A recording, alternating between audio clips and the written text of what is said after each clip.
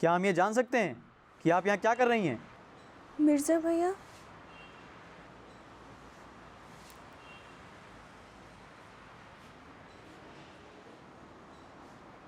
क्या आपको अंदाज़ा है कि पिछले 1 घंटे से यतीम खाने के सारे लोग आपको बेवकूफ़ों की तरह ढूंढने में मशरूफ़ हैं? आपको पता है ये हमारे शहर का सबसे शरीफ इलाका नहीं है। खुदा ना खास्ता कुछ हो गया होता अगर आपको तो क्या कर लेते आप, या क्या कर लेते हम, या क्या कर लेते आपके भाईजान?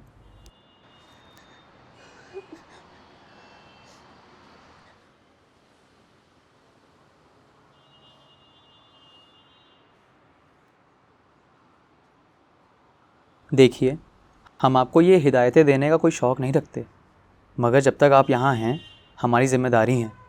जब आपके भाईजान लौट आएँ तब जितना जी चाहे उतना घूम लीजिएगा उनके साथ। आते ही तो नहीं है वो। पर वो ख़त तो लिखते हैं ना आपको, और वो भी हर हफ्ते। अब सियाचिन में जंग छिड़ चुकी है तो क्या ही कर सकते हैं। महज कुछ दिनों की बात है, फिर ये मनहूस जंग भी ख़त्म हो जाएगी और आपके भाईजान का तबादला भी हो जाएगा यहाँ। तब तक थोड़ा सब्र रखिए, थोड़ी हिम्मत रखिए, अपने भाईजान के बारे में सोचिए।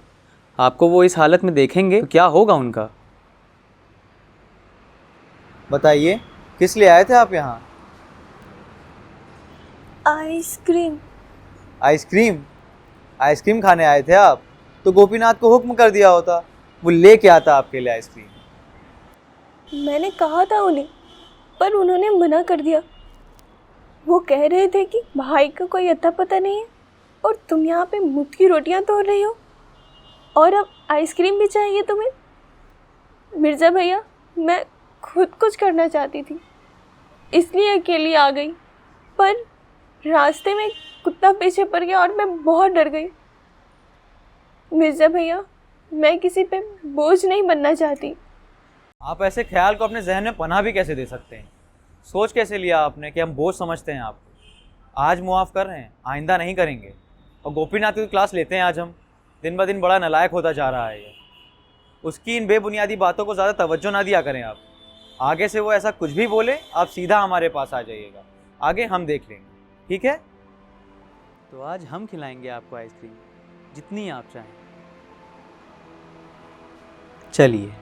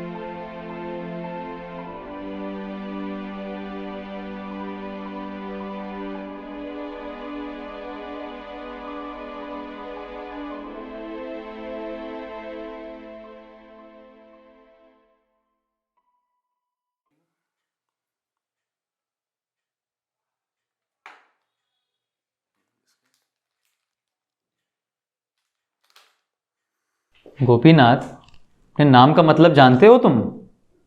जी हाँ। तो ज़रा हमें बताने की ज़हमत करोगे? गोपियों का राजा, हिम्मत वाला, समझदार। वाह मियाँ वाह, बिल्कुल सही। अच्छा, एक सवाल और पूछेंगे तुमसे, ज़्यादा वक्त ज़ाया नहीं करेंगे तुम्हारा, वैसे ही बड़े मेहनती किस्म के इंसान हो तुम। बस इतना बता दो कि जब चाय बन रही थी तो साहिबा को ताड़ रहे थे ना तुम? जी हाँ हाँ। शाबाश, खुदा की कसम बड़े ही बेगैरत, गलीज और निकम्मे किस्म के इंसान हो तुम। जी हमारे पिताजी भी यही कहा करते थे। बिल्कुल सही कहते थे तुम्हारे वाले। अब इधर ही देख लो, तुमसे चाय बिस्कुट लाने के लिए कहा था, न चाय में चीनी है और बिस्कुट भी किस ज़माने का ले आए हो। जी जी मैं अभी बदलवा के ले आता हूँ। ऐसे कैसे भाई, ये काम तो वो करते हैं जो इस यतीम खाने में नौकरी करते हैं। जी मैं कुछ समझा नहीं। मियाँ समझोगे भी कैसे, उसके लिए तो एक दिमाग की ज़रूरत होती है। अब तुम्हारे सर में तो भूसा भरा हुआ है, तो तुमको बिल्कुल साफ अल्फाजों में बता देते हैं कि तुम्हें इस नौकरी से खारिज किया जाता है। कल से तुम्हें यहाँ आने की कोई ज़रूरत नहीं।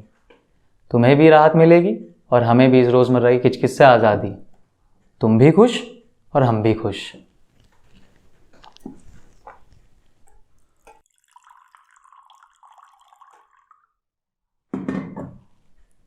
साहब हमारी 7 बहनें हैं। 7 बहुत ज़्यादा होता है गोपीनाथ। अब हम करें भी क्या? हाँ, कर भी क्या सकते हो तुम। खैर, बेगम कैसी हैं तुम्हारी? हेमा मुझे छोड़ गई। मियाँ हमने तो तुम्हें पहले ही इत्तला कर दिया था कि गुप्ता और तुम्हारी बेगम के बीच कुछ तो है। और क्या कहते थे तुम? नहीं साहब ऐसा कुछ नहीं है, वो उसका मुंह बोला भाई है, आपको गलतफहमियाँ हो रही हैं। अब बताओ ये गलतफहमियाँ सच कैसे हो गई? मेरी पत्नी की मौत हुई है डेंगू से।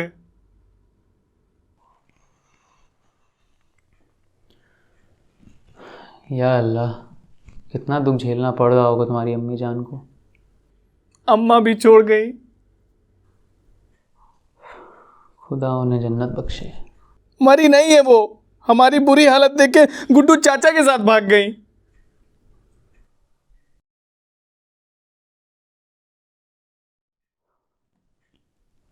जीना बहुत मुश्किल है ना यहाँ। खैर तुम जाओ और एक खत संगीता को दे देना ताकि वो काव्या को पढ़ के सुना दे। और हाँ, फिक्र मत करना, हम तुम्हें नहीं निकाल रहे हैं। बस थोड़ा ध्यान रखो, बच्चों से अदब और लिहाज से पेश आया करो, ठीक है? जाओ।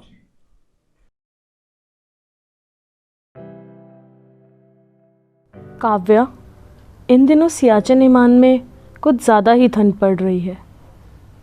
हर सुबह कमांडर साहब हमें 6 बजे उठा देते हैं जॉगिंग करने के लिए, और इस थड़थड़ाती हवा में हम दौड़ते हैं कांपते हुए। कल मेरा एक दोस्त जॉगिंग करते हुए थक कर गिर पड़ा।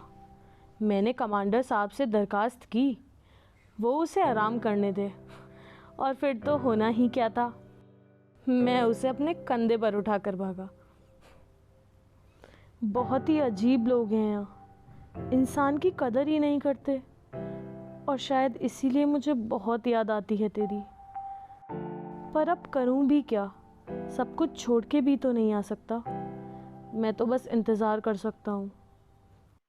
अब कुछ ही देर में हमारी राइफल प्रैक्टिस शुरू होगी, तो चलता हूँ। बहुत ही मज़ाकिया किस्म के हैं तुम्हारे भैया। अच्छा, कबीर की दवाइयों का समय हो रहा है, मैं 15 मिनट में वापस आऊँगी तुम्हें नीचे ले जाने। ठीक है।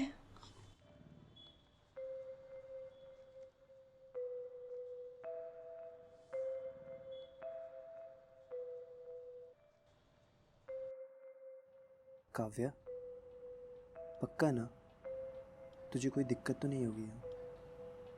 नहीं, घर से तो अच्छा ही है।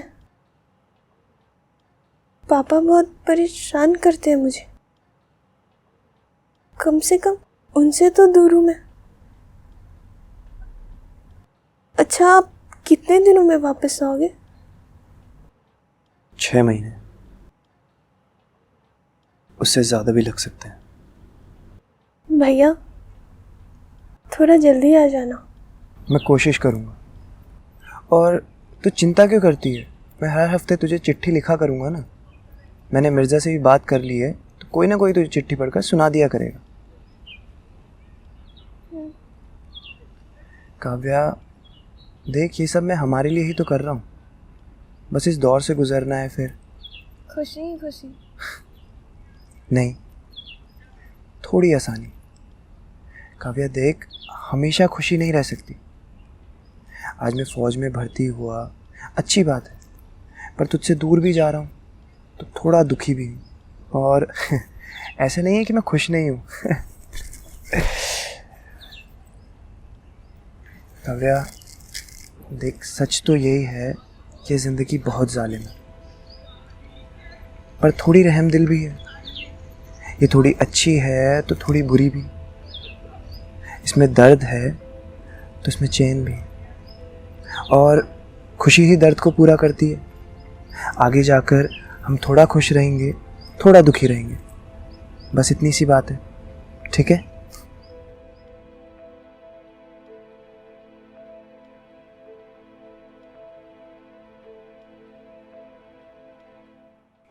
हाँ हाँ, हम समझते हैं जनाब, 6 महीने बहुत ज़्यादा समय होता है, लेकिन आप अपनी कोशिश तो जारी रखिए। हाँ ठीक है, आप जो कह रहे हैं वो सही है, पर इसका मतलब ये तो नहीं कि हम गलत हैं। जब तक उम्मीद है तब तक तो आप रुक नहीं सकते ना। क्या इंसान हो तुम। जनाब आप नहीं जानते यहाँ कितनी दिक्कतों से जूझ रहे हैं हम। तो सच बता दो उसे। आपको क्या लगता है इतना आसान है? हम भी झूठ बोलना नहीं चाहते, मगर सच बोलने की हिम्मत नहीं है। तो जनाब अब आप ही बताइए कि क्या हैं हम? इंसान हैं, जानवर हैं, शैतान हैं, क्या हैं हम? मैं नहीं जानता। तो आप हमारी कुछ खास मदद नहीं कर सकते। ढूंढिए उसे, खुदा के वास्ते ढूंढिए उसे।